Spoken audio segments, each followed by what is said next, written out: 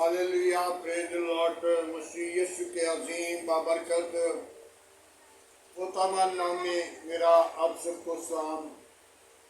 मेरे अज़ीज़ों, आज के दिन के लिए खुदा का शुक्र करते हैं। खुदा ने मुझे और आपको सलामती बख्शी। मेरे अज़ीज़ों, खुदा का शुक्र करके उठना और खुदा का शुक्र करके सोना, और जहाँ भी जाएं तो खुदा की तारीफ करें और खुदा के अजीम नाम को जलाल दें, ताकि वो जलाल का भरा हुआ है। आज हमें खुदा की जलाल के लिए मरकज़ की अंजीली बयान 11 बाब उसकी 20 आयत से हम चंद आयतों पर गौर करेंगे। फिर सुबह को जब वो गुजरे तो उस अंजीर के दरख्त को जड़ से सूखा हुआ देखा। पतरस को याद आया और उस कहने लगा, ए रबी, देख, ये अंजीर का दरख्त जिस पर तूने लानत की सूख गया है। यीशु ने जवाब में उनसे कहा, खुदा पर ईमान रखो। मैं तुमसे सच कहता हूँ कि जो कोई इस पहाड़ से कहे तो जा उखड़ कर समुद्र में जा पड़, और दिल में शक ना करे, अपने दिल में शक ना करे, बल्कि यकीन करके जो कहता हूँ वो हो जाएगा, उसके लिए हो जाएगा। उसमें से तुम से कहता हूँ कि जो कुछ तुम दुआ में मांगते हो, यकीन करके कि तुम्हें मिल जाएगा, वो तुम्हारे लिए हो जाएगा। और जब कभी तुम खड़े होकर दुआ करते हो, अगर तुम्हारे किसी के साथ कुछ शिकायत है तो माफ करो, ताकि तुम्हारे बाप भी जो आसमान पर है तुम्हारे भी माफ करेगा। खुदावंद की पाक कलाम पढ़े और सुने जाने पर खुदावंद की बरकत हो। मेरे अज़ीज़ों, मैं ज़्यादा बातों को नहीं बयान करूँगा, एक बात को सिर्फ बयान करूँगा। सिर्फ एक बात पर तवज्जो, ख्याल, गौर और फिक्र करेंगे। जब फिर सुबह को जब गुजर रहे थे तो उस अंजीर के दरख्त को लानत की। हालेलुया। मेरे अज़ीज़ों, जब यीशु मसीह गुजर रहे थे तो यीशु को भूख लगी थी, और यीशु ने देखा जाकर तो उस दरख्त के साथ पत्ते थे, फल नहीं था, और यीशु ने उस अंजीर के दरख्त को लानत कर दी। मेरे अज़ीज़ों, कहने का मतलब मरकज़ से लिख रहा है, वो दरख्त हम भी हैं, वो दरख्त हम भी हैं। हम बाहर से यहाँ चलते फिरते बड़े खूबसूरत नजर आते हैं, लेकिन हमारा अंदर फल साबित नहीं होता। वो फल कौन से हैं? जिंदगी के अंदर दो फल हैं, एक औलाद जैसी मीरास है, वो फल है। पेट का अजर औलाद जैसी मीरास वो फल है, जिसके बारे में लोग परेशान होते हैं। जब बेटी और बेटे की शादी कर दी जाती है तो फिर दोनों खानदानों को और उस जोड़े को बड़ी एक उम्मीद होती है कि हम औलाद जैसी मीरास अपनी जिंदगी के अंदर पाकर अपने खुदा के हजूरी में झुकेंगे और अपने खानदान के अंदर एक शादमान होंगे। और जिस घर औलाद नहीं होती और वो बेटी को ताने मेने दिए जाते हैं। मेरे अजीजों, देखा जाए तो दूसरा फल हमारे अंदर खुदा का जलाल है। जिसके अंदर जलाल नहीं, जिसके अंदर खुदा नहीं, जिसके अंदर खुदा की बातें नहीं, जिनके अंदर खुदा की कुदरत नहीं, जिनके अंदर खुदा का काम नहीं, जो खुदा को भूल चुके हैं, वो सूखे हुए दरख्त हैं, अंदर से सूखे हुए हैं। कलाम मुकद्दस में लिखा है वो जड़ से सूख गए थे। वो सूखे दरख्त पर खुदावंद यीशु मसीह ने उन पर लानत की है। आज भी वो दुखों से, मुसीबतों से, परेशानियों से, बुरे मंसूबों से भरे हुए हैं। उनकी जिंदगी जो है वो खुदा के लिए नहीं बल्कि अबलीस के लिए है, ताकि अबलीस उनको दुख दे रहा है, अबलीस उनको परेशान कर रहा है, अबलीस उनकी जिंदगी के अंदर काम कर रहा है। अबलीस कभी निजात नहीं दे सकता। निजात यीशु मसीह के पास है। जब हमारी जिंदगी के अंदर खुदा नहीं, यीशु मसीह नहीं, उसकी शागिर्द नहीं, उसका कलामी खुदा नहीं, तो हम खुदा को क्या जानते हैं? खुदा के साथ वाक़ियत नहीं। बहुत सारे सूखे दरख्त हैं जिन पर यीशु मसीह की लानत हो चुकी है। आज भी हमारे पास ये मौका है, आज भी हमारे पास ये वक्त है। खुदा हमें बार बार वक्त दे रहा है ताकि बनी नौ इंसान वापस लौटा, बच जा, निजात पाए और जिंदगी पाए और कसरत की पाए। तो जब दुआ खड़े होकर मांगते हैं तो मेरी अपनी मैं मिसाल देता हूँ। मैं दुआ कर रहा हूँ लेकिन ख्याल मेरा किसी और जगह पे है। नहीं, हमारा ख्याल, हमारी तवज्जो, हमारा मंसूबा, हमारी ख्वाहिश खुदा की हजूरी में हो। जब खुदा के अंदर हम मौजूद होंगे तो कभी पहाड़ को कह देंगे तो पहाड़ भी समंदर के अंदर चकनाचूर, तेरा तेरा होकर उखड़ कर चला जाएगा। मेरे अज़ीज़ों, समंदर की बात, पहाड़ की बात, एक आदमी, बुजुर्ग आदमी था और नेक आदमी था। उसका खुदा के साथ बातचीत करना, खुदा के साथ रफाकत रखनी, और लोगों ने कहना शुरू कर दिया ये तो पागल है, ये हमें गलत करता रहता है। और छड़ो पर एक दिन वक्त आया तो वो आदमी पहाड़ों की गार में चला गया और बादशाह सुबह सवेरे सैरो तफरी कर रहा था,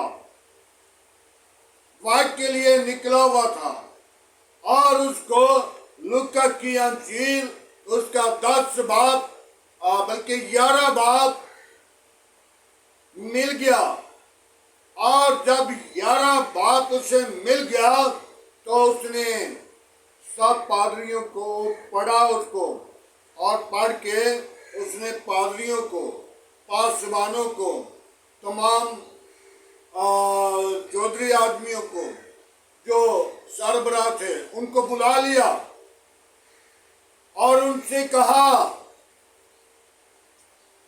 आज के बाद 3 दिन, आज से लेकर 3 दिन के अंदर ये पहाड़ समंदर के अंदर न गया तो आपके लिए समय लेना तीसरी रात आखिरी होगी। जब सूरज ग्रुप हो गया तो आपके लिए तलवार का ऑर्डर दिया जाएगा। आपको, आपके बच्चों को, आपकी तमाम घरानों को, कौम को कत्ल कर दिया जाएगा। फिर वो लोग परेशान हो गए। उन लोगों ने दुआएं करना शुरू की और कुछ लोग उस बुजुर्ग को ढूंढना शुरू कर दिया और पहाड़ों की गार से तीसरे दिन वो जा मिला। और जब मिला तो उसने कहा, हाँ मुझे पता है आप पर मुसीबत आई है, तो आप मुझे ढूंढ रहे हैं। कोई बात नहीं, आप फिक्र ना करें। हालेलुया। उसने कहा कोई बात नहीं, फिक्र ना करें। तो जब मेरे अजीजों, जब उसमें जाकर बैठ गए और सब कुंबा वहां पे बैठा हुआ था, तमाम कौम बैठी हुई थी, और उनने क्या किया, दुआ करना शुरू की। और जब तीसरे दिन की शाम हो चुकी और दिन ग्रुप हो रहा था और बच्चे और बीबियां वर्लाप कर रहे थे, क्या खुदावन अब ये आखिरी सांस है, अब हम पर तलवार चलने वाली है, हमें कैसे कोई बचाएगा। और बादशाह ने ऐलान कर दिया है। जब तीसरे दिन की शाम, आधा सूरज अंदर था और आधा बाहर था, और पहाड़ की कैंकरें होकर समंदर के अंदर चली गई और बादशाह ने ऐलान कर दिया, सब लोग उसी खुदा को पुकारेंगे जिसको ये पुकारते हैं। कितना बड़ा काम है जो इनके वसीला खुदा ने किया है। हालेलुया। आज अपनी जिंदगी के अंदर भी गौर करें, हम सूखे दरख्त ना रह जाएं, लानत ना ले लें और बरकत लें अपनी जिंदगी के अंदर। खुदा का बंदा पौलुस रसूल फरमाता है, जिसको खुदा ने अपने काम के लिए चुना और जो खुदा से बेहद दूर था, उसको कहा, पौलुस रसूल पर मुसीबत आई तो उसने कहा, खुदावन तेरा फजल मेरे लिए काफी है। खुदावन तो अपने लोगों पर जब अपने फजल को जारी करता है, दुखों से, मुसीबतों से, परेशानियों से, आफतों से बचा लेता है। तो खुदा बाप, मैं शुक्र गुजारी करता हूँ, आज भी जो सूखे दरख्त हैं उन पर मैं तेरे कलाम के वसीला, बल्कि तेरी पाक रूह के वसीला, लानत नहीं बल्कि मैं उनके लिए तेरी शुक्र गुजारी करता हूँ, ताकि वो वापस लौट आए, ताकि तुझे जान लें, ताकि वो तेरे हजूर गुजरें और तेरे हजूर आए और तेरी हमदो सना, तेरी सोताइश, तेरी मदद सिराई करें और तेरे नाम को जलाल दें। खुदावन के पाक कलाम पढ़े और सुने जाने पर खुदावन की बरकत हो। आए मेरे आज़िज़ों, आज के कलाम खुदा के लिए, आज की शुक्र गुजारी के लिए, आज के खूबसूरत दिन के लिए, मुल्क पाकिस्तान के लिए, मुल्क पाकिस्तान के हाकिमों के लिए, मुल्क पाकिस्तान की कबीना के लिए, दुआ मांगेंगे।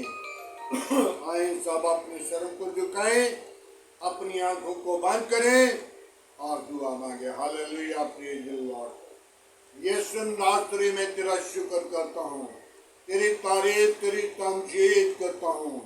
यीशु नासरी तुझे मुबारक कहता हूँ। आज की सुबह के लिए तेरा शुक्र गुजार हूँ। आज के खूबसूरत दिन के लिए तेरा शुक्र करता हूँ। यीशु नासरी तूने मुझे प्यार किया, तूने मुझे इस जमीन पर भेजा कि जाओ इबादत करना। ऐ खुदावन मैं तेरी शुक्र गुजारी करता हूँ। ऐ खुदावन मैं तुझे मुबारक कहता हूँ। तू जिंदा, तू यकसा, तू मौजूद है। आसमान तेरा तख्त है, जमीन तेरे पांव की चौकी है। कहर करने में दीमाशु कित में गानी है। आज की सुबह के लिए तेरा शुक्र गुजार हूँ। बाप आसमानी तू मेरी दुआ को सुन कबूल कर। आज की सुबह के लिए तेरा शुक्र करता हूँ। तूने रात भर इबादत की और सुबह का दिन अता किया। आज के दिन के लिए तेरा शुक्र करता हूँ। जहाँ कहीं भी जाए तेरे नाम को जलाल दे, तो ही जलाल का भरा हुआ है। तेरी शुक्र गुजारी करता हूँ। बाप आसमानी मेरी कलीसिया के साथ हो, मेरी कौम के साथ हो, मेरे घराना के साथ हो, मेरे अज़ीज़ क़रीब के साथ हो। एक एक जिंदगी को संभाल। बाप आसमानी मेरी गली मोहल्ला के साथ हो, इस शहर के साथ हो, इस मुल्क के साथ हो, मुल्क के हाकिमों के साथ हो, मुल्क की कबीना के साथ हो। बाप आसमानी अपना हाथ बढ़ा। बाप आसमानी अपने जलाल के लिए सरफराज कर। बाप आसमानी तू जिंदगी का चश्मा है। बाप आसमानी तू अपने लोगों को बेहद प्यार करता है। बाप आसमानी तेरी ओ खुदा तेरा फजल मेरे लिए काफी है। तेरा बंदा पलूस सर फरमाता है, तेरा फजल मेरे लिए काफी है। बाप आसमानी बनिनो इंसान गिर जाता है और तू उसे उठाता है। बाप आसमानी जो शरीर गिरता है उसे कोई नहीं उठाता, वो गिरा ही रहता है। खुदावन मैं तेरी शुक्र गुजारी करता हूँ।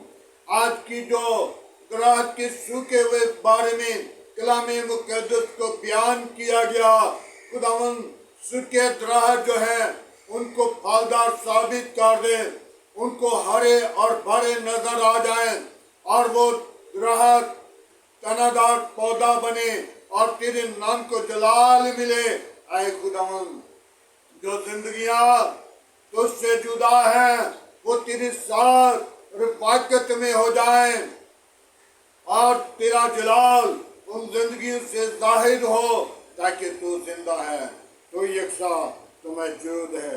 आसमान तेरा तख्त है, जमीन तेरे पांव की चौकी है। कहर करने में धीमा, शुक्र में गानी है। पाकरों में तेरा शुक्र गुजार हूँ। आज की सुबह के लिए, सारी मोहब्बत के लिए, रफाकत और जलाल के लिए, बुजुर्गी के लिए, आज के खूबसूरत दिन के लिए। हालेलुया।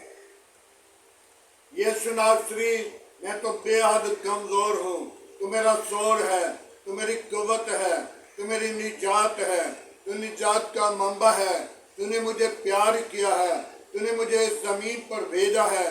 जाओ इबादत करना। मैंने तुझको मायूस किया, मैंने तुझको दुख दिए, मैंने वो काम किया जो तेरी नजर में बुरा है। खुदावन तू अपना हाथ बढ़ा, खुदावन तू अपनी पात्र को भेज।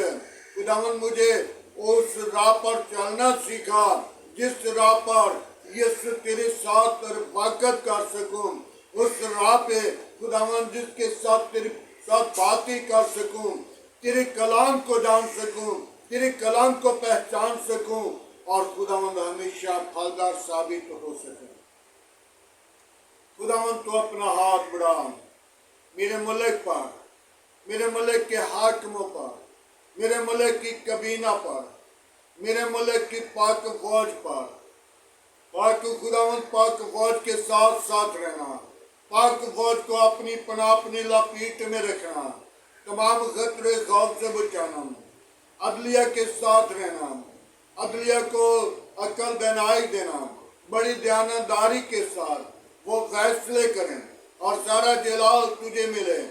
तमाम अदारों के साथ रहना, तमाम अदारों को अपनी पनाह में रखना, तमाम खतरे खौफ से बचाना, पाक खुदावन हुक्मरानों के साथ साथ रहना, मेरे मुल्क के अनाज पर अपनी बरकत को जारी करना, ताकि मेरे मुल्क के दूसरे मुल्कों को अनाज पहुंचा सके और तेरे नाम को सारा जलाल दे। और खुदावन तेरे नाम के वसीला हमारा मुल्क सरफराज किया जाए और सारा जलाल तुझे मिले। हालेलुया।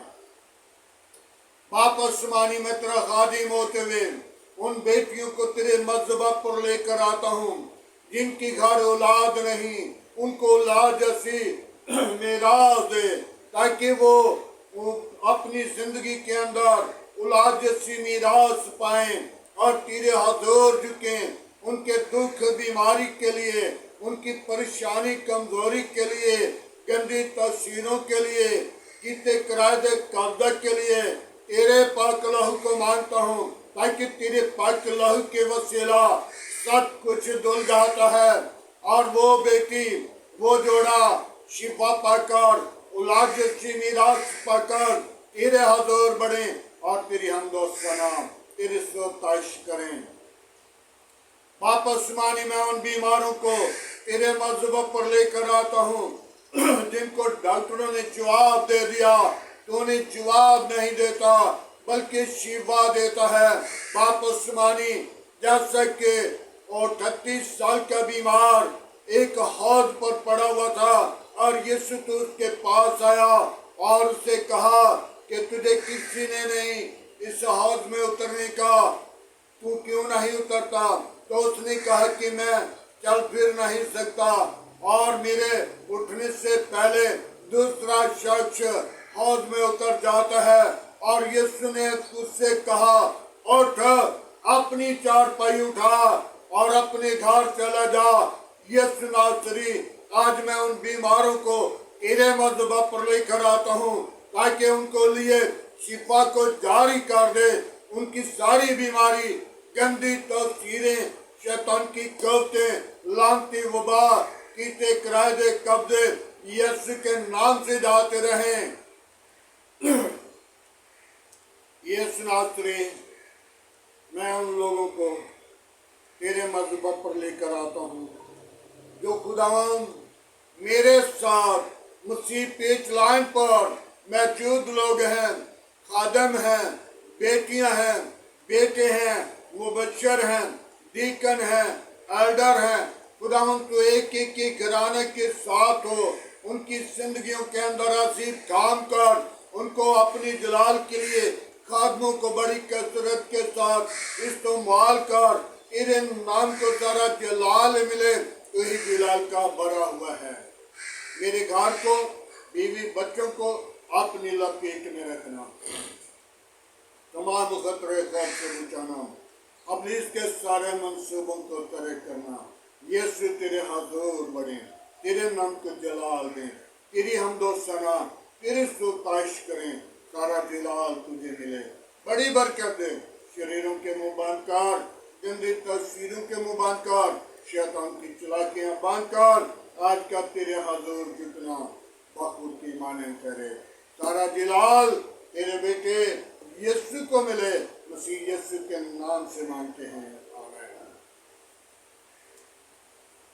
खुदावन की सिखाई हुई दुआ में सब शारी को आज हमारी बात जो आसमान पर है, तेरा नाम बात माना जाए, तेरी बात से आए, तेरी मर्जी जैसा आसमान पे पूरी होती है जमीन पर भी हो।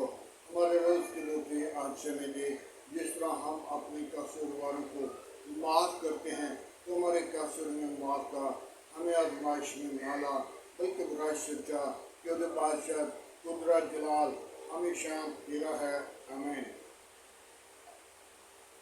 अब हमारे खुदा यीशु मसीह का फजल, खुदाबाद की मोहब्बत, पाकुलू की बरकत आपसे लेकर तमाम कलीसिया के साथ, ईमानदारों के साथ, हादर जमात और मुकसिम लोगों के साथ, मुल्क पाकिस्तान के साथ, मुल्क इसराइल के साथ आपसे लेकर हमेशा तक होती रहे।